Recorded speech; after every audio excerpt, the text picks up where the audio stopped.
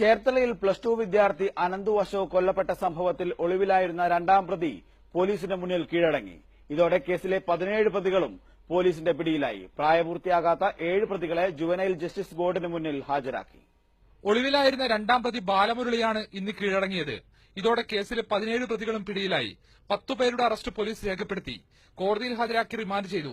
കൊലപാതകത്തിൽ ഉൾപ്പെട്ട 7 പ്രായപൂർത്തിയാകാത്ത പ്രതികളെയും ജുവനൈൽ ജസ്റ്റിസ് ബോർഡിന് മുന്നിൽ ഹാജരാക്കി. ഇവരെ സർക്കാരിന്റെ സുരക്ഷാ കേന്ദ്രത്തിലേക്ക് മാറ്റി. ഹീനമായ കുറ്റകൃത്യമായതിനാൽ പ്രായപൂർത്തിയാകാത്ത പ്രതികളെ മുതിർന്നവരായി പരിഗണിക്കണമെന്നാവശ്യപ്പെട്ട് സിജെഎമ്മിന് മുന്നിൽ പോലീസ് നൽകിയ അപേക്ഷയിൽ തീരുമാനമെടുത്തിട്ടില്ല.